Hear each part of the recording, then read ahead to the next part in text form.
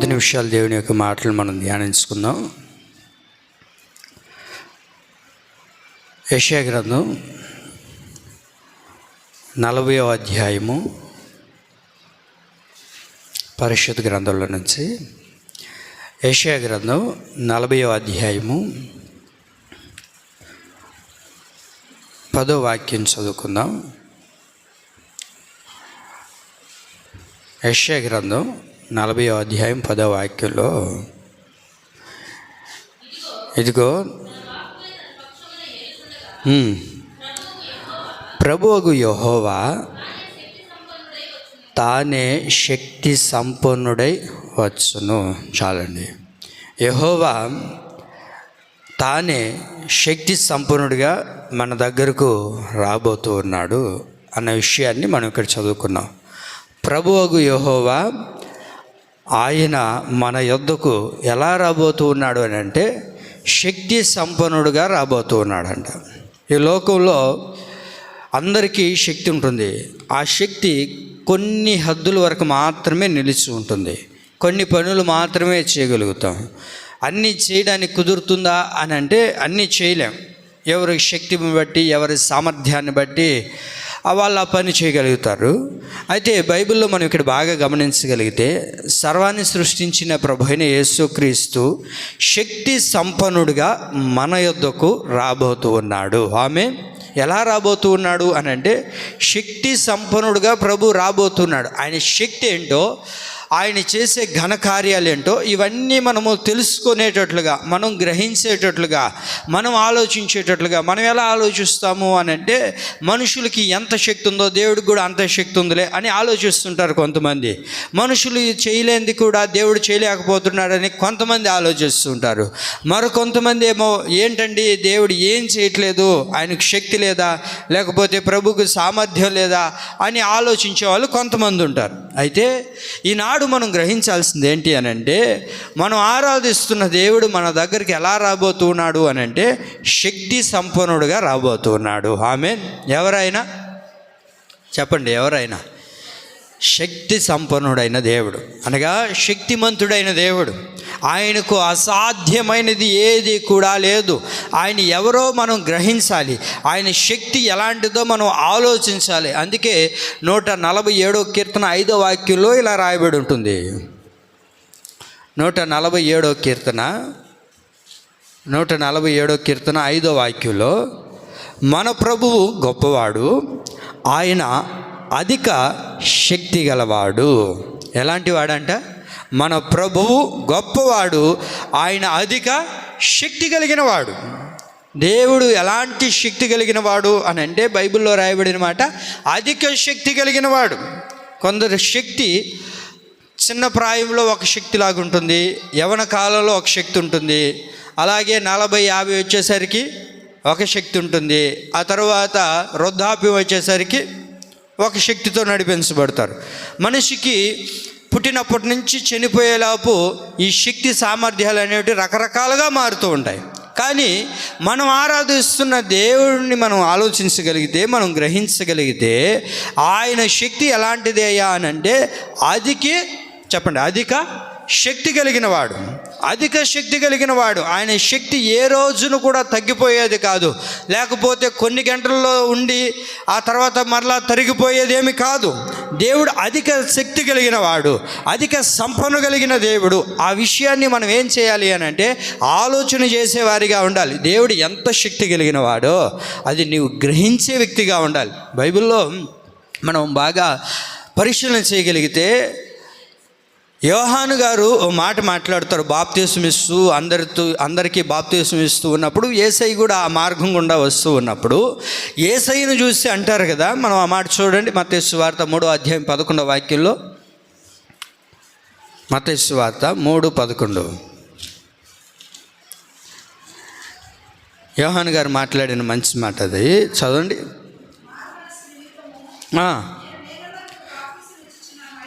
అయితే నా వెనక వచ్చుచున్నవాడు నాకంటే శక్తిమంతుడు, నేనైతే నీటితో బాప్తిస్మం ఇచ్చేవాడిని, నేను సామాన్యుడైన వాడిని.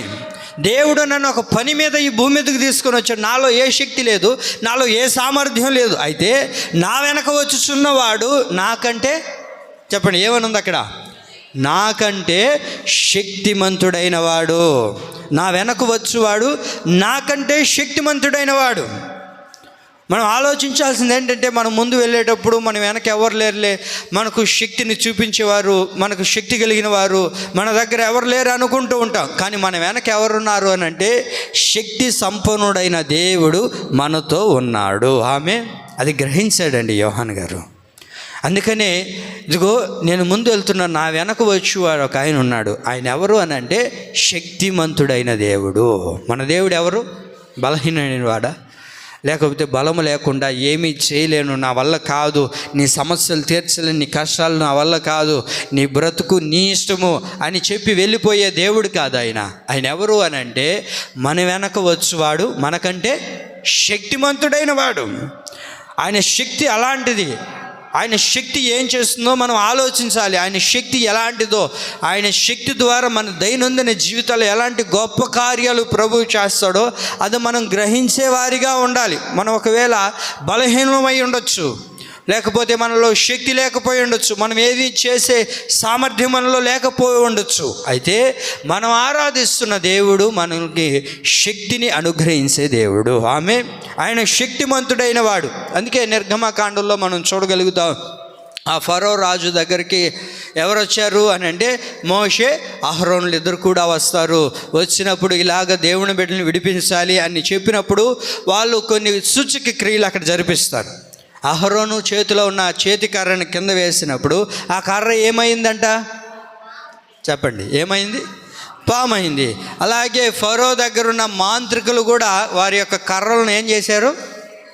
చెప్పండి, వారు కూడా పాములుగా తయారు చేశారు. కానీ ఆ దేవుని బిడ్డలు అక్కడ నిలబడి వారి యొక్క కర్రను వేసినప్పుడు ఆ కర్ర పాముగా మార్చబడింది.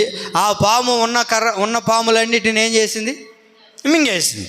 అప్పుడు వారు మాట్లాడిన మాట ఏంటి అని అంటే, చదవండి నిర్గమకాండం 8వ అధ్యాయము 19వ వాక్యం.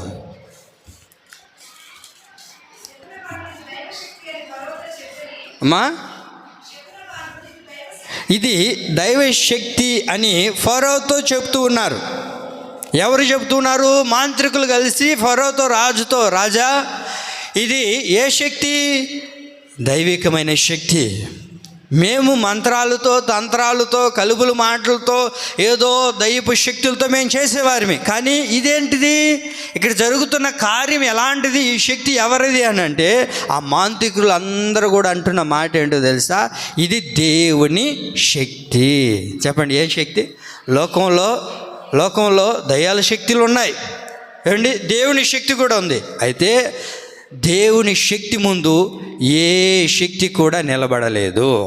ఏ శక్తి కూడా నిలబడలేదు, ఏ శక్తి కూడా రాలేదు. చూడండి, దేవుడు మందిరానికి వచ్చినప్పుడు, దేవుని సన్నిధిలో అడుగుపెట్టినప్పుడు ఏ శక్తి కూడా అక్కడ నిలబడలేదు. అక్కడి నుంచి పారిపోతాయి, అక్కడి నుంచి విడుదలైపోతాయి. ఎప్పుడు అని అంటే దేవుని శక్తి మనలో ఉన్నప్పుడు, దేవుని శక్తి మన సన్నిధిలో ఉన్నప్పుడు, దేవుని శక్తి దగ్గరకు మనం వచ్చినప్పుడు మనలో ఉన్న ప్రతి బలహీనతలను తొలగించేటట్లుగా ప్రభు చేస్తాడు. హల్లెలూయా.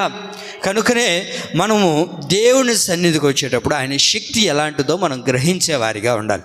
అయితే ఆయన చెంతకు మనం వచ్చినప్పుడు ఆయన ఎలాంటి వాడో కూడా మనం గ్రహించాలి. ఆయన ఎలాంటి దేవుడు అని రాయబడింది? ఆయన శక్తిమంతుడైన వాడు. ఆమేన్. ఎలాంటి దేవుడు మన దేవుడు? ఎంత శక్తి, ఎలాంటి శక్తి, అది గ్రహించాలి మనం. దేవుని శక్తి కావాలండి. ఆ దేవుని శక్తి ముందు ఏది కూడా నిలబడలేదని మనం పై మాటలు చెప్పేస్తూ ఉంటాం. అయితే శక్తిమంతుడైన దేవుడు మన దగ్గరకు వస్తానంటూ ఉన్నాడు కదా. శక్తిమంతుడైన దేవుడు మన దగ్గరకు వచ్చినప్పుడు మన దైనందిన జీవితాల్లో జరిగే కార్యాలు ఏంటి? ఈ శక్తిమంతుడైన దేవుడిని మనం ఆరాధిస్తూ ఉన్నాం, మనం పూజిస్తూ ఉన్నాం, మనం కొనియాడుతూ ఉన్నప్పుడు ఆ శక్తిమంతుడైన దేవుడు మన దైనందిన జీవితాల్లో ఎలాంటి కార్యాలు చేస్తాడో ఒక 2-3 మాటలు చెప్పి నేను క్లుప్తంగా ముగిస్తాను. చూడండి, మొదటి మాట, శక్తిమంతుడైన దేవుడు మన దైనందిన జీవితాల్లో చేసే కార్యాలు ఏంటి అని అంటే, శక్తిమంతుడైన దేవుడు మనల్ని రక్షించును. ఏం చేస్తాడు ఆయన? అది చదవండి, జెఫన్యా గ్రంథం 3వ అధ్యాయం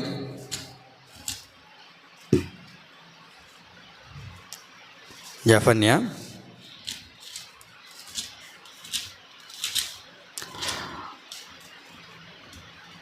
తీసిన వాళ్ళు చదవండి. జెఫన్యా 3:17.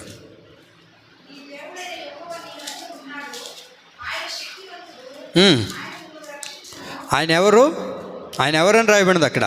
నీ దేవుడైన యెహోవా మీ మధ్య ఉన్నాడు, ఆయన శక్తిమంతుడు, ఆయన మిమ్మల్ని రక్షించును. మన మధ్యలో ఉన్న దేవుడు ఆషామాష దేవుడేం కాదు.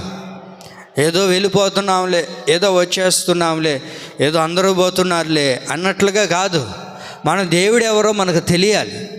మన దేవుడు ఎలాంటి కార్యాలు చేస్తాడో, మన దేవుడు మన దైనందిన జీవితాల్లో ఎలాంటి అద్భుతాలు చేస్తాడో ఆ విషయాన్ని మనం గ్రహించాలి. అక్కడేమని రాయబడింది? నీ దేవుడైన యెహోవా మీ మధ్య ఉన్నాడు, ఆయన శక్తిమంతుడు. ఆయన ఎవరు చెప్పాలి మీరంతా? ఎవరైనా శక్తిమంతుడు. శక్తిమంతుడైన దేవుడు ఏం చేస్తాడు అని అంటే మనల్ని రక్షించడం ప్రారంభిస్తాడు. ఆయన శక్తిమంతుడైన దేవుడు ప్రతి శ్రమల్లో నుంచి, ప్రతి కష్టాల్లో నుంచి, ప్రతి ఇరుకు ఇబ్బందుల్లో నుంచి, ప్రతి అవమానాల నుంచి ప్రభు మనల్ని రక్షించగలిగిన దేవుడు. మనం ఏమనుకుంటాం? దేవుడు నన్ను రక్షించట్లేదు, దేవుడు నన్ను కాపాడట్లేదు, దేవుడు నాకు సురక్షితం ఇవ్వట్లేదు అని చాలామంది ఆలోచిస్తూ ఉంటారు. దేవుని ప్రియులారా, ఈనాటికి ఈ రోజుటి వరకు మనం బట్టగడుతున్నాం, ఇలా నడిపించబడుతున్నాము అని అంటే అది దేవుడు చూపిన మహాకృప కాదంటారా? దేవుడు చూపిన మహాధన్యత కాదా? దేవుడు ఏం చేయాలి ఇంక మనకు? ఈరోజంతా మనం బ్రతికి ఉన్నామంటే దేవుడు మనల్ని రక్షించడాన్ని బట్టే కదా. ఆయన శక్తిమంతుడై ఉన్నాడు కనుకనే దేవుడు మనల్ని ఏం చేస్తున్నాడు? రక్షిస్తూ ఉన్నాడు. ఎలాంటి రక్షణ ప్రభు కలగజేస్తాడు తెలుసా అండి? హెబ్రీ పత్రిక 7వ అధ్యాయం, హెబ్రీ పత్రిక 7:25 చదవండి.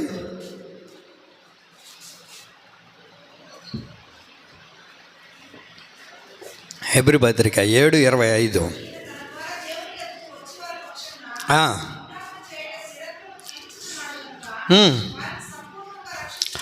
వారిని సంపూర్ణంగా రక్షించుటకు. ఆయన ఎలా రక్షిస్తాడు అని అంటే సంపూర్ణంగా రక్షిస్తాడు. అరాకొర రక్షించే దేవుడు కాదు, సంపూర్ణముగా ఆయన మనల్ని రక్షించగలిగిన శక్తిమంతుడైన దేవుడు. అందరూ రక్షిస్తారు, అందరూ కాపాడతారు, అందరూ రక్షించేసి వెళ్ళిపోతారు. కానీ మన దేవుడు ఎవరో తెలుసా అండి? మన దేవుడు ఎవరో తెలుసా? సంపూర్ణంగా మనల్ని రక్షించగలిగిన దేవుడు. హల్లెలూయా! మన దేవుడు సంపూర్ణంగా మనల్ని రక్షించే దేవుడు. సంపూర్ణంగా దేవుడు రక్షించిన తర్వాత మనం ఏం చేస్తాం ఏమండి? దేవుడిని విడిచిపెట్టి వెళ్ళిపోతాం. కొంచెం రక్షణ మనకు కలిగింది అనుకోండి, కొంచెం ఆరోగ్యం బాగుండో, లేకపోతే శరీరం కొంచెం కోలుకున్న తర్వాత మనం ఏం చేస్తాం? దేవుడిని విడిచిపెట్టి వెళ్ళిపోతూ ఉంటాం. ఏంటిది? Ta-ta bye bye see you, ta-ta bye bye see you అని చెప్పి దేవుడికి చెప్పేసి వెళ్ళిపోతాం. ఇంక దేవుడి దగ్గరికి రాం. దేవుడు మనల్ని బాగుపరిచిన తర్వాత, దేవుడు మనల్ని రక్షించిన తర్వాత, దేవుడు ఒక సంపూర్ణత ప్రభు మనం కలగజేసిన తర్వాత ఏం చేస్తాం? ఉంటాం ప్రభు, మళ్ళీ ఎప్పుడైనా ఆరోగ్యం బాగలేకపోతే కలుసుకుందాం, మరలా ఏదైనా సమస్యలు వస్తే అప్పుడు చూసుకుందాం అని చెప్పి అక్కడి నుంచి వెళ్ళిపోతాం. ఆయన శక్తిని మనం గ్రహించలేకపోతున్నాం. ఈ రోజున యేసుక్రీస్తు ప్రభులు వారు పరిచర్య చేస్తున్న దినాల్లో 10 మంది కుష్ఠరోగులు వచ్చారంట. ఎంతమంది? 10 మంది కుష్ఠరోగులు వచ్చిన తర్వాత యేసయ్య దగ్గరకు వచ్చి బాగుపడ్డారు. మేమందరం బాగుపడాలనుకుంటున్నామయ్యా, మమ్మల్ని బాగుపరచు అనిన తర్వాత దేవుడు ఏం చేశాడు? అందరిని బాగుపరిచిన తర్వాత మరలా దేవుడి దగ్గరకు అందరూ వచ్చారా అని అంటే అందరు రాలేదండి. ఎంతమంది వచ్చారు అని అంటే 10 మందిలో ఒక్కడు మాత్రమే వచ్చాడు. మీరు ఇక్కడ గమనించాల్సింది ఏంటంటే అందరూ శారీరకమైన రక్షణ కొరకుని వెళ్ళిపోయారు, కానీ ఒక్కడు మాత్రం ఆత్మరక్షణ కొరకు దేవుని చెంతకు వచ్చాడు. ఆమేన్. అందరూ వచ్చారు. 10 మంది రక్షణ కావాలనే వచ్చారు. 10 మంది స్వస్థత కొరకే వచ్చారు. దేవుడు ఎలాంటి గొప్ప కార్యాలు చేస్తాడో, దేవుడు ఎలాంటి సూచక క్రియలను జరిగిస్తాడో, దేవుని శక్తి ఏంటో, దేవుని యొక్క బలం ఏంటో అందరూ కూడా గ్రహించిన వారే. ఆ 10 మంది ఆలోచన చేసిన వారే. దేవుని దగ్గరికి వెళ్తే ఒక రక్షణ మాకు కలుగుతుంది, దేవుని దగ్గరికి వెళ్తే ఒక సంపూర్ణ ఆరోగ్యం కలుగుతుందని ఆ 10 మంది వచ్చారు. కానీ 10 మందిలో 5 మంది అన్నా నిలబడారా? 10 మందిలో 5 మంది అన్నా నిలబడ్డారా అని అంటే నిలబడలేదండి. నిలబడిన వారు ఎంతమంది అని అంటే ఒక్కడు మాత్రమేనంట. ఈ ఒక్కడు ఏమయ్యాడు అని అంటే శారీరకంగా రక్షించబడ్డాడు, ఆత్మీయంగా రక్షించబడ్డాడు. అనగా సంపూర్ణంగా అతనికి కలిగినది ఏంటో తెలుసా? సంపూర్ణంగా రక్షణ అతనికి కలిగింది. ఈ రోజున చాలామంది ఆ శరీరాన్ని బట్టి రక్షణ చూస్తున్నారు, కానీ ఆత్మరక్షణ కోరుకోవట్లేదు. శారీరకంగా రక్షించబడిన తర్వాత దేవుని దగ్గరికి రావడం మానేస్తున్నారు. శారీరకంగా రక్షించబడిన తర్వాత, శారీరకంగా ఆరోగ్యం పొందుకున్న తర్వాత, శారీరకంగా దేవుని చెంత స్వస్థత పొందిన తర్వాత దేవుడి నుంచి వెళ్ళిపోయే వాళ్ళు కనబడుతూ ఉన్నారు మనకు. కానీ ఆత్మరక్షణ కదా కావాల్సింది. ఏమండి, ఈ శరీరం ఏముంది? మట్టికి మన్ను అయిపోతుంది కదా. మరి ఇది కాదు కదా. నా ఆత్మరక్షణే సంపూర్ణ రక్షణ. ఆ సంపూర్ణ రక్షణ కలగజేయగలిగిన దేవుడే మనం ఆరాధిస్తున్న ప్రభు అయిన యేసుక్రీస్తు. ఒక్కడు మాత్రమే ఆత్మరక్షణ కోరుకున్నాడు. ఈ రోజున 1000 మంది దేవుడి సన్నిధికి రావచ్చు, ఎంతోమంది తండోపతండాలుగా దేవుడి మందిరానికి రావచ్చు, కానీ ఆత్మరక్షణ కోరుకునేవారు ఎంతమంది ఉన్నారు అందులో? ఇంతమంది మనం కూడుకుంటున్నాం. మనం అందరము కూడా నా మట్టుకు నేను ఆత్మరక్షణ కొరకు దేవుడి మందిరానికి వచ్చానా, లేకపోతే శారీరకమైన రక్షణ కొరకు నేను వచ్చానా అన్న విషయాన్ని మనం ఆలోచించాలండి. ఆత్మరక్షణ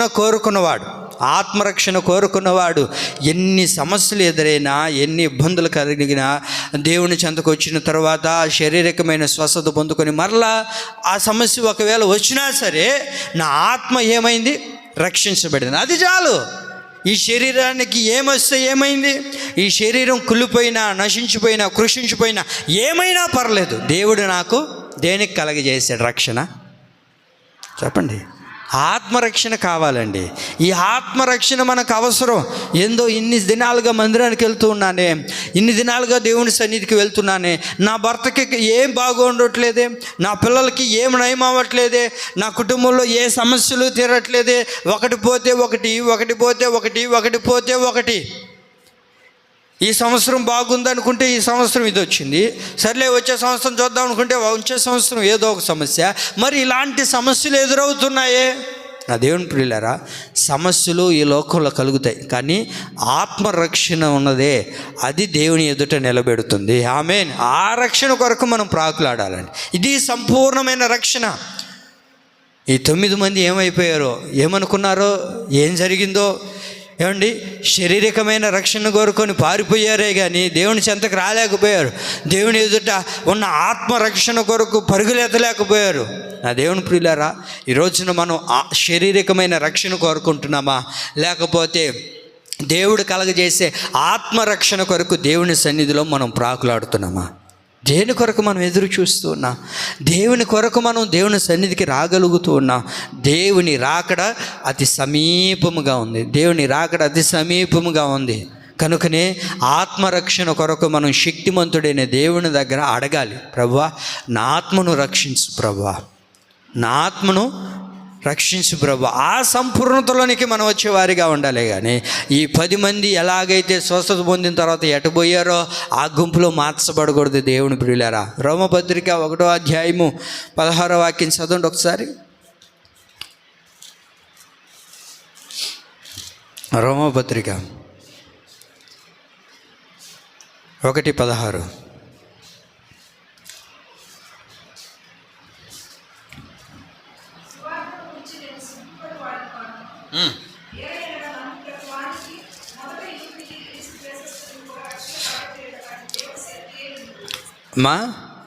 అక్కడ ఏమని ఉంది? రక్షణ కలగజేయుటకు అది దేవుని శక్తి అయి ఉన్నది. సువార్తను గూర్చి నేను సిగ్గుపడువాడు కాడు, ఎలయనగా నమ్మిన ప్రతి వానికి. గమనించారు అక్కడ? నమ్మిన ప్రతి వానికి దేవుడు ఏం కలుగజేస్తాడు? రక్షణను ప్రభు కలుగజేస్తాడు. నువ్వు నమ్మగలిగితే, దేవుని మీద నమ్మకం ఉంచగలిగితే, దేవుని మీద మనం విశ్వాసం ఉంచగలిగితే, దేవుడు నమ్మిన ప్రతి ఒక్కరిని కూడా ఒక సంపూర్ణ రక్షణను ప్రభు కలగజేస్తాడు. ఈ సంపూర్ణమైన రక్షణలోనికి మనం నడిచే అనుభవంలోనికి నడవాలి. ఈ సంపూర్ణమైన రక్షణ మనం పొందుకున్నామా? సంపూర్ణమైన రక్షణలోనికి మనం రాగలుగుతున్నామా? ఒకసారి ఆలోచిద్దాం, మనల్ని మనం పరీక్షించుకుందాం. ఈ శారీరకమైన రక్షణ కొరకు ఎదురు చూస్తున్నామా, లేకపోతే ఆత్మరక్షణ కొరకు మనం ప్రాకులాడుతున్నామా? ఆత్మరక్షణ కొరకు మనం పరిగెత్తే వారిగా ఉండగలుగుతున్నామా? చాలామంది ఈ రోజున దేవుని చెంతకు వస్తున్నారు. ఎందుకు వస్తూ ఉన్నారు అని అంటే, ఆరోగ్యం బాగుండాలనో, లేకపోతే సమస్యలు తీరాలనో, కష్టాలు పోవాలనో, లేకపోతే కొంతమంది భర్తలు మారాలనో కదండి, కొడుకులకి బాగుండాలనో, లేకపోతే కుటుంబ సమస్యలు తీరాలనో, లేకపోతే ఉద్యోగం రావాలో, ఎన్నో సమస్యలు.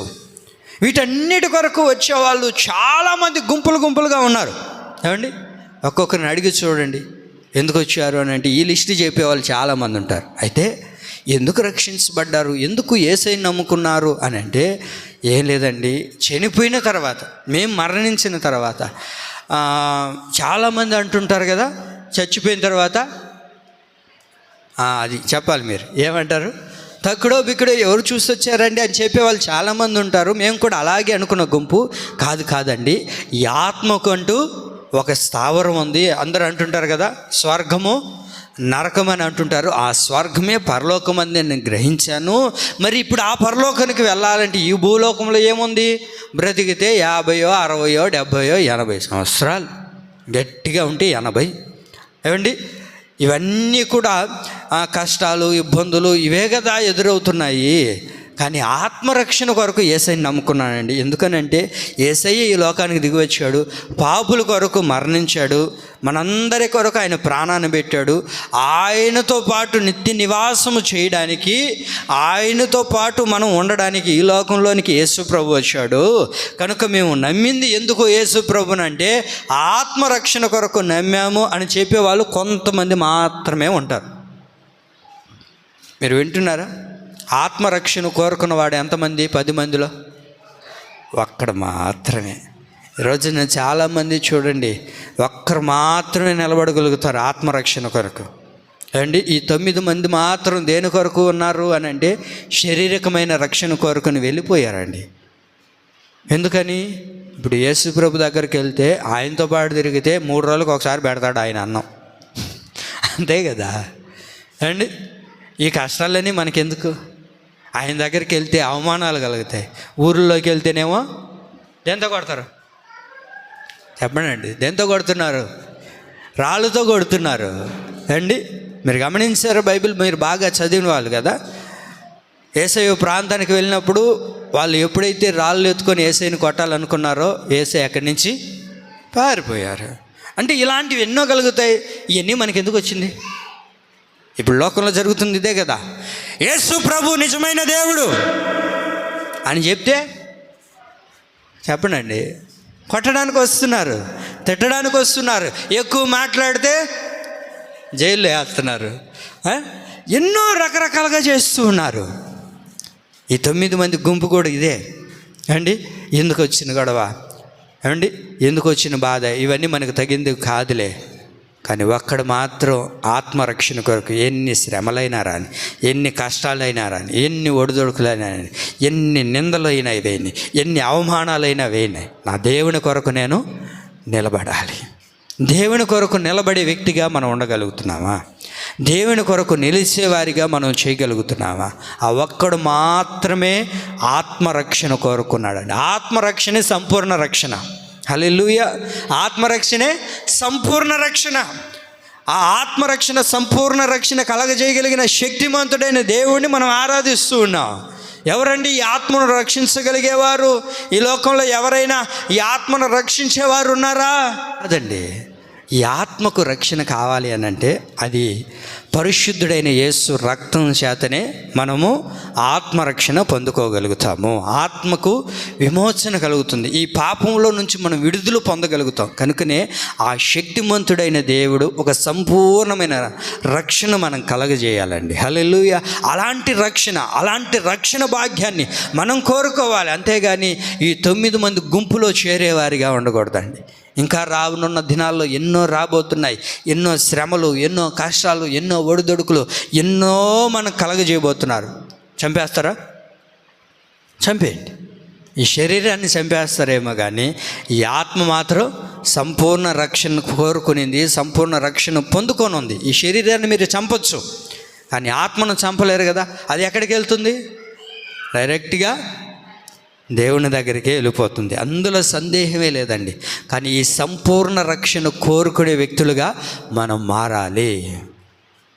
కనుకనే అలా మారాలి అని అంటే శక్తిమంతుడైన దేవుడే అది చేయగలుగుతాడు. అలాంటి శక్తిమంతుడైన దేవుడు మన యొద్దకు ఎందుకు వస్తున్నాడు అని అంటే మనకు రక్షణ కలగచేయడానికి. రెండోదిగా చూడండి, రోమపత్రిక 16వ అధ్యాయము. రోమపత్రిక 16వ అధ్యాయము 27వ వాక్యం. నేను చదువుతాను చూడండి. యేసుక్రీస్తును గురించిన ప్రకటన ప్రకారముగా మిమ్మును స్థిరపరచుటకు శక్తిమంతుడును అద్వితీయ జ్ఞానవంతుడైన దేవునికి యేసుక్రీస్తు ద్వారా నిరంతరము మహిమ కలుగునుగాక. ఆమేన్. ఏమని రాయబడింది? స్థిరపరచుటకు దేవుడు ఎలాంటి వారు అని రాయబడింది అక్కడ? శక్తిమంతుడైన వాడు. మనల్ని దేవుడు స్థిరపరచుటకు శక్తిమంతుడైన దేవుడు. మన దేవుడు మన యొద్దకు ఎలా వస్తున్నాడయ్యా అంటే శక్తిమంతుడైన దేవుడిగా వస్తూ ఉన్నాడు. ఎందుకని దేవుడు శక్తిమంతుడైన వాడుగా వస్తూ ఉన్నాడు అని అంటే మనలను స్థిరపరచుటకు. చెప్పండి, దేనికి వస్తున్నాడు ఆయన? మనల్ని స్థిరపరచడానికి, స్థిరంగా ప్రభు మనల్ని నిలబెట్టడానికి. ఈ స్థిరత్వం అనేది ఉండదు మనకు. మన మనస్సు స్థిరమైనది కాదండి, చంచలాత్మకమైనది అండి. కాసేపు ఇలా ఉంటుంది, కాసేపు అలా ఉంటుంది, రకరకాలుగా మారిపోతుంటుంది. స్థిరమైనది మనస్తత్వం కాదు మానవుడిది. ప్రభు మనకేం కలగజేయాలని ఆశపడుతున్నాడు అంటే ఒక స్థిరత్వం. ఒక వ్యాపారం చేస్తుంటే దాంట్లో స్థిరపడాలి, ఒక ఉద్యోగం చేస్తే దాంట్లో స్థిరపడాలి ఏమండి. లేకపోతే ఏదైనా ఒక సంఘానికి వెళ్తూ ఉన్నప్పుడు, సంఘంలో రక్షించబడినప్పుడు దాంట్లో ఏం చేయబడాలి? స్థిరపరచబడాలి. ఏ ఉపదేశంలో అయితే నువ్వు రక్షించబడావు ఆ ఉపదేశానికి నువ్వు స్థిరపరచబడాలి. ఈ స్థిరత్వం లేకుండా పోతుంది. స్థిరత్వం ఉండదు కొంతమందికి. అటు ఇటు ఎటు పడితే అటు తిరుగుతూ ఉంటారు. దేవుని ప్రియులారా, శక్తిమంతుడైన వాడు ఏమండి, మనం ఆరాధిస్తున్న దేవుడు మన యొద్దకు శక్తి కలిగిన దేవుడికి ఎందుకు వస్తున్నాడు అని అంటే మనలను స్థిరపరచడానికి. చెప్పండి, దేనికి? మనల్ని స్థిరపరచడానికి. బైబిల్లో మనం ఆలోచించగలిగితే, బాగా గమనించగలిగితే, పేతురుకు ఒక స్థిరత్వం లేదు. పేతురుకు స్థిరత్వమైన మనసు కలిగిన వాడు కాదు, అటు ఇటు తిరిగేవాడు. ఏమండి, ఎవరైనా వచ్చి బెదిరిస్తే అసలు యేసు ప్రభువే నాకు తెలియదు ఏంటంట, ఏమంటారు? యేసు ప్రభువే, యేసు ప్రభువా అంటే ఎవరైనా ఎక్కడ ఉంటాడు అనే మనస్తత్వం ఒక స్థిరమైనది కాదు అండి. ఒకప్పుడు ఏమన్నా మాట్లాడిన వాడు, చెప్పండి, ఒకప్పుడు ఏమని మాట్లాడాడు? ప్రభువా నీ కొరకు, చెప్పండి, నీ కొరకు నేను చావనైనా చేస్తాను కానీ నా ప్రాణమైనా ఇస్తానన్నారు. ఎవరు అన్నారు? చెప్పాలి మీరు అంత గట్టిగా చెప్పండి. మా ప్రాణమైనా ఇస్తాను కానీ నువ్వెవరో తెలియదని మాత్రం చెప్పండి. ఇప్పుడు చెప్పుకున్నాం కదా, మళ్ళీ యోదయస్కరేత కాడికి ఎందుకు పోయారు? పేతురు ఏమన్నారు? నా ప్రాణమైన ఇస్తాను కానీ అసలు నువ్వెవరో నేను తెలియదయ్యా అన్నాడు. మీరు బాగా గమనించారా? ఒకరు ముందు ఏ చెప్తారో వెనకాల ఉన్నవాళ్ళు కదా అదే చెప్తారు. అవునా కదా? అంతే కదా? మేము స్కూల్లో చదివేటప్పుడు ఏదైనా ప్రోగ్రాలు జరిగేటప్పుడు, ఏదైనా ఫంక్షన్ చేసేటప్పుడు, ఎవరైనా టీచర్లు మాట్లాడేటప్పుడు కానీ, లేకపోతే ఎవరైనా మాట్లాడేటప్పుడు అట కొట్టేవాళ్ళు వెనక కూర్చొని. మనం ఒకసారి కొట్టినాం అనుకో, మనం ముందు ఉండాలి, అందరూ కొడతారా? ఏంటండి సైలెంట్గా ఉన్నారు? చెప్పండి, వదిలేస్తాలేండి. కొడతారా? అవునా కదా? ఒకసారి లేకపోతే ఎవరైనా హల్లెలూయా అన్నారు అప్పుడప్పుడు మధ్యలో కొంతమంది ఉద్యోగంతో అందరూ కూడా అంటలా. అవునా కదా? మీరు బైబిల్ బాగా చదివారా? అక్కడేమని పేతురు నేను నీ కోసం నా ప్రాణాన్ని ఇచ్చేస్తాను అన్నారు. అట్లా ఎవరెవరు అన్నారు చెప్పండి? అందరూ అన్నారు. అందరూ అని అంటే శిష్యులందరూ కూడా అదే మాట పలికారు. బైబిల్ బాగా చదవండి ఇంటికి వెళ్ళిన తర్వాత. పేతురు ఒక మాట అన్నాడు, అయ్యా నువ్వు నా గురించి తెలియదని మాట్లాడతావు అని అంటే, అయ్యా నీ కొరకు నా ప్రాణాన్నే ఇచ్చేస్తాను ప్రభువా అని అంటే, అక్కడ ఉన్న శిష్యులందరూ కూడా అవునయ్యా నీకోసం ప్రాణాన్ని ఇచ్చేస్తామయ్యా అన్నారు. అంటే ఒకడు అన్న తర్వాత మళ్ళీ అందరూ అనకపోతే బాగుండదు కదా? అందరూ ఏమన్నారు? ప్రాణాలు ఇచ్చేస్తాం అన్నారు. ప్రాణాలు ఇచ్చేస్తాం అన్న వాళ్ళు ఎక్కడికి పోయారు? ఒక్కడు కూడా లేడు. యేసయ్యను పట్టుకున్న తర్వాత ఒక్కరంటే ఒక్కరున్నారా? లేరండి. అందరూ చెల్లాచెదురైపోయారు. ఎటు పోయారో తెలియదు. నా దేవుని ప్రియులారా, దేవుడు మనల్ని స్థిరపరచడానికే వచ్చాడు. ఆ తరువాత మరలా పేతురు పశ్చాత్తాపడి దేవుడి దగ్గర కన్నీరు గార్చిన తర్వాత ప్రభు అతని మీదే సంఘాన్ని స్థాపించాడు. హల్లెలూయా. అందుకే పేతురు అనే పేరుకి అర్థం ఏంటి చెప్పండి? బండ. ఏమండి, ఆ బండ కదులుతుందా? కదలదు. అది స్థిరంగా నిలబడుతుంది. కనుకనే పేతురుని ఇప్పుడు దేవుడు ఏం చేశాడంటే స్థిరత్వంలోనికి నిలబెట్టాడు.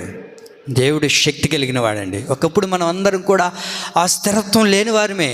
ఏమండి, చంచలాత్మకంగా అటు ఇటు ఉంటూ ఉంటాం, రకరకాల పరిస్థితుల్లో ఉంటాం, ఒక స్థిరత్వంలోనికి నడిపించబడలేం. అయితే ప్రభు మనల్ని స్థిరత్వంలో నడిపించాలని ప్రభు ఆశపడుతున్నాడండి. స్థిరంగా ఉన్నాము అని అనుకుంటున్నాం, కానీ స్థిరత్వంలోనికి రాలేకపోతున్నాం. ఎందుకు రాలేకపోతున్నాం తెలుసా? వెనకున్న వాటిని మర్చిపోలేకపోతున్నాం. వెనకున్న వాటిని మరువలేక మనం స్థిరంగా నిలబడలేకపోతున్నాం అండి. స్థిరత్వంగా ఎందుకు నిలబడలేకపోతున్నాం అంటే వెనకున్న వాటిని మర్చిపోలేక, వెనకున్న వాటిని విడిచిపెట్టలేక, వెనకున్న అనుభవాలు 2024లో ఏ అనుభవాలు ఉన్నాయో వాటిని విడిచిపెట్టట్లేదు. వాటిని కూడా చెప్పండి, దేవుడికి దూరం చేసే అనుభవాలన్నిటినీ ఏంటి సైలెంట్కున్నారు? వాటిని మరలా మనతో పాటు తీసుకొని వచ్చుకుంటున్నాం. వాటిని మరలా మనతో పాటు ఉంచుకుంటూనే ఉన్నాం. మనం ఏమని తీర్మానం చేసుకుంటాం కొత్త సంవత్సరంలో? ప్రభువా 2024లో ఉన్నటువంటి పోవాలి ప్రభువా, ఇంకవన్నీ చేయకూడదు నాయన అని అనుకుంటాం. 2025 జనవరి, ఫిబ్రవరి, మార్చి అయిపోయిన తర్వాత మరలా అదే అలవాట్లు. స్థిరత్వం లేదు. ఒక స్థిరమైన అనుభవంలో నడిపించబడలేకపోతున్నాం. నా దేవుని ప్రియులారా, మనం స్థిరంగా నిలబడాలండి. దేంట్లో స్థిరత్వాన్ని ప్రభు కలుగజేస్తాడు? కొలస్సీ పత్రిక 2:5 చదవండి.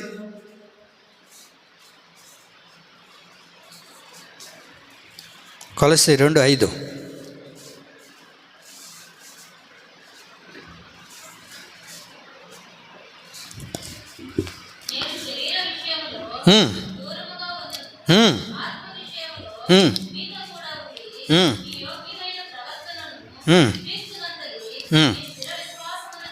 చూడండి అక్కడ స్థిర విశ్వాసమందు మనం స్థిరంగా నిలబడాలంట. ఎందులో నిలబడాలి? మనం విశ్వాసములో స్థిరంగా ఉండాలి. విశ్వాసములో స్థిరంగా ఉండాలి. అందుకే దేవుడు మనకు పెట్టిన పేరేంటి? మనం అందరం ఎవరిమి చెప్పండి అండి, చెప్పండి. మనం అందరం ఎవరిమి? విశ్వాసులమే కదా. మనం అందరం విశ్వాసంలో అన్నప్పుడు విశ్వాసంలో స్థిరపడాలి కదంటండి. విశ్వాసంలో స్థిరపడకుండా విశ్వాసంలో అని చెప్పుకుంటే ఎలాగా? విశ్వాసంలో స్థిరపడగలుగుతున్నామా? విశ్వాసంలో నిలకడగా ఉండగలుగుతున్నామా? దేవుడిని నమ్ముకున్న ప్రారంభ దినాల్లో, దేవుడి చెంతకు వచ్చే ప్రారంభ దినాల్లో, దేవుడి చెంత నడిపించబడేటప్పుడు, రక్షించబడినప్పుడు, బాప్తిసం తీసుకున్న క్రొత్తలో ఎంత విశ్వాసం ఉంటుందో మనలో. ఏంటి అదే విశ్వాసం ఈ దినాన మనలో ఉందా? ఆ విశ్వాసం చెంత మనం నడిపించబడగలుగుతున్నాం. అంతటి విశ్వాసం ఉందా మనలో? ప్రారంభ దినాల్లో ఎంత విశ్వాసం ఉందో రాను రాను అది ఉత్తీర్ణత పొందాలే కానీ ఆ విశ్వాసంలో మనం ఏమైపోతున్నాం ఈ రోజున అంటే సన్నగిల్లిపోతున్నాం, విశ్వాసంలో పడిపోతున్నాం, విశ్వాసంలో అడగంటికి పోతున్నాం. ఒక మాటలో చెప్పాలి అంటే అండి, విశ్వాసం ఏ కోణాన లేదు. దేవుడు చేసేంతవరకు మనం విశ్వాసంతో నడిపించబడగలుగుతున్నామా? విశ్వాసంగా దేవుని చెంత ఎదురు చూడగలుగుతున్నామా? విశ్వాసంలో స్థిరపరచగలిగిన దేవుడే కదా మన శక్తి కలిగిన దేవుడు. అంతటి విశ్వాసం మనలో రాగలుగుతుందా? అంతటి విశ్వాసం మనలో చోటు చేసుకుంటుందా? ఆ విశ్వాసంలో మనం స్థిరపడగలుగుతున్నామా? ఏదో విశ్వాసంలని పేరు పెట్టుకున్నాం కానీ మనలో ఏమీ లేదు, విశ్వాసం లేదు. అందుకే ప్రభు అంటారు, మీలో ఎంత విశ్వాసం ఉండాలి అని అంటే ఆవగింజంత విశ్వాసం. పెద్ద పెద్ద విశ్వాసాలు ఏ అక్కర్లేదండి. ఆవగింజంత విశ్వాసం నీలో చోటు చేసుకుంటే ఆ విశ్వాసంలో నువ్వు స్థిరపడు చాలు. అంటే మనిషికి అంతటి విశ్వాసం కూడా ఉండదు, అవిశ్వాసంతోనే కొనసాగించబడుతూ ఉంటారు కదా. మనలో ఉన్నదే అవిశ్వాసం. ఏమండి, ఈ రాత్రి దేవుడు ఒక అద్భుతం చేసిన మరలా ఉదయానికల్లా అవిశ్వాసంతోనే కొనసాగించు. ఎన్ని అద్భుతాలు చేస్తుంటాడు దేవుడు. మనం పుట్టినప్పటి నుంచి ఇప్పుడు వరకు మీరు ఇంటికి వెళ్ళిన తర్వాత రాసుకోండి, ఎన్ని అద్భుతాలు దేవుడు చేశాడు. అయినా సరే రేపు ఒక సమస్య వచ్చినా మరలా ఏం చేస్తాం? అవిశ్వాసంలోనికి వెళ్ళిపోతామండి. అందుకే ప్రభు అన్నారు, నీళ్ళు ఆవగింజంత విశ్వాసంలో నువ్వు స్థిరపడు చాలు. ఆవగింజంత విశ్వాసంలో కూడా మనం స్థిరపడలేకపోతున్నామండి. మన శక్తి కలిగిన దేవుడు మనల్ని అందులో స్థిరపరచాలని ఆయన మన యొద్దకు శక్తి కలిగిన వాడిగా వచ్చి ఉన్నాడు. ఆమేన్. యూదా పత్రిక, యూదా రాసిన పత్రిక 24. త్రొట్టిల్లకుండా మిమ్మల్ని కాపాడుటకును ఆనందముతో మిమ్మల్ని దోషిగా నిలబెట్టుటకును శక్తిగల మన రక్షకుడైన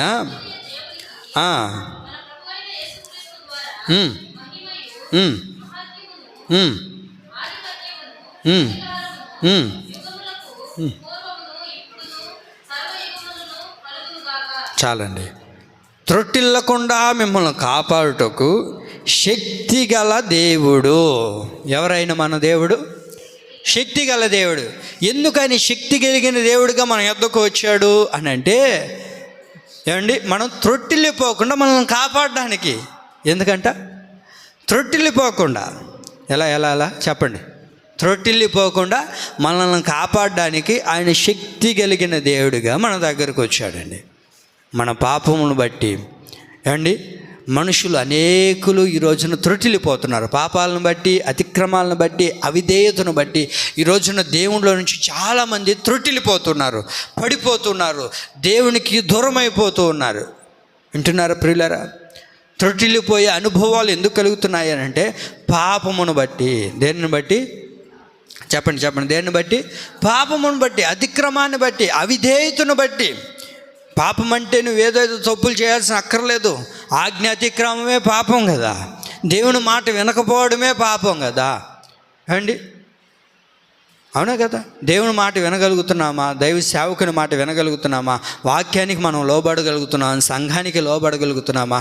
దేవుడు ఏది చెప్పారో అది మనం చేయగలుగుతున్నామా? ఆజ్ఞ అతిక్రమమే పాపం అంటుంటే మనం ఎన్ని దినాలు అండి, ఎన్ని రోజుల నుంచి మనం తప్పు చేస్తున్నాం తెలుసా?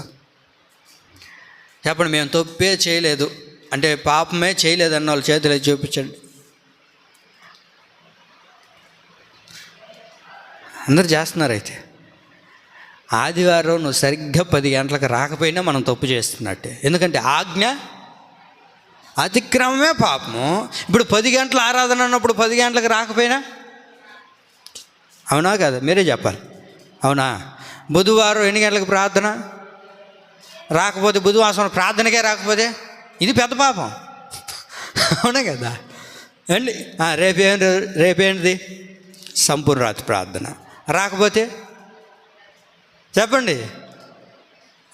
శుక్రవారం గుడ్ ఫ్రైడే రాకపోతే అది కూడా పాపమే, అది కూడా అతిక్రమమే కదా. దేవుడు ఒక ఆజ్ఞ ఇచ్చిన తర్వాత, ఒకటి నిర్ణయించిన తర్వాత, ఒకటి చెప్పిన తర్వాత దాన్ని నియమించకుండా దాన్ని పాటించుకోపోవడమే పాపం అండి. మనం ఏమనుకుంటాం, పాపం అంటే ఏదేదో చేసేస్తేనేమో అండి, అది కాదు పాపం. తాగేస్తేనే కాదు పాపం అండి. తాగుబోతులందరూ పాపాత్ములు, లేకపోతే ఆ లోకంలో వ్యభిచారం చేస్తేనేమో పాపాత్ములు, లేకపోతే నరహత్య చేస్తేనే పాపము అని అనుకోకండి. అది కాదు అండి. ఆజ్ఞ అతిక్రమం కూడా పాపమే. దేవునికి లోబడకుండా ఉండడం కూడా పాపమే. అలా పాపం చేసినప్పుడు ఏం చేస్తాం చెప్పండి? ఏం చేస్తాం? దాగుకునేవారిగా ఉంటాం. ఆదాము, ఎందుకు త్రొట్టిల్లిపోయావు ఆదాము? ఆదాము త్రొట్టిల్లిపోయిన తర్వాత ఎక్కడికి వెళ్ళాడో తెలుసా? ఎక్కడ నిలబడ్డాడు? ఎక్కడ? చెట్టు చాటును దాక్కున్నాడు. ఒకప్పుడు ఆదాము త్రొట్టిల్లిపోకుండా ఉన్నంత కాలము ఎవరు చాటున దాక్కుని అక్కర్లేదండి. నిజాయితీగా నిలబడిన వ్యక్తి దేవుని చెంత కూడా ముఖాముఖిగా దేవునితో మాట్లాడేవాడు, ముఖాముఖిగా దేవునితో సాంగత్యం చేసినవాడు అండి. ఈ రోజున ఎప్పుడైతే ఆదాము త్రొట్టిల్లిపోయాడో చూసారా, ఎవరో చాటున దాక్కునే అక్కర వచ్చింది. ఆ స్థితిలోనికి వెళ్ళిపోయాడు. అసలు వాస్తవానికి ఎక్కడ దాక్కున్నాడు? చెట్టు చాటును దాక్కున్నాడు. ఆదాము, చెట్టు చాటును దాక్కున్నావే, ఈ చెట్టు ఏమన్నా నిన్ను కాపాడుతుందా? ఆ చెట్టు ఏమన్నా నీకు నా ఎదుటి నుంచి తప్పించుకునే స్థితిని నీకు కలగజేస్తుందానంటే, ఈరోజు ఆదాము చెట్టు చాటును దాక్కొని దేవుడి నుంచి కనబడకుండా పోవచ్చు, కానీ 4 దినాలు అయిన తర్వాత ఆ చెట్టు అలాగే ఉంటుందా? చెప్పండి అండి. ఆ చెట్టు అలాగే నిలబడుతుందా? ఆ చెట్టు ఏదో ఒక రోజున వయసు అయిపోయిన తర్వాత చనిపోవలసిన స్థితి వస్తుంది. ఆ చెట్టు కూడా పోతుంది. ఏది భూమి మీద నిలబడేది కాదు. కానీ ఏమండి, ఏది స్థిరంగా ఉండదో దాని దగ్గరికి వెళ్ళి, ఏది త్రొట్టిల్లిపోతాయో వాటి దగ్గరికి వెళ్ళి ఆదాము నిలబడ్డాడు. కారణం ఏంటంటే ఆదాము కూడా త్రొట్టిల్లిపోయాడు, పడిపోయాడు. దేవుని ప్రియులారా, ఈ రోజున దేవుని చెంతకొస్తూ దేవునిలో నడిపించబడుతూ ఈ భక్తి మార్గాల్లో నడిపించబడేటప్పుడు మనం త్రొట్టిల్లిపోతే ఏం ఉపయోగం అండి? మన దేవుడు త్రొట్టిల్లిపోనివ్వకుండా కాపాడుటకు మనకు శక్తి కలిగిన దేవుడు. ఎందుకు త్రొట్టిల్లిపోతున్నాం? ఎక్కడ త్రొట్టిల్లిపోతున్నాం? ఏ పరిస్థితిని బట్టి త్రొట్టిల్లిపోతున్నాం? ఇర్మీయా గ్రంథం 6:15 చదవండి.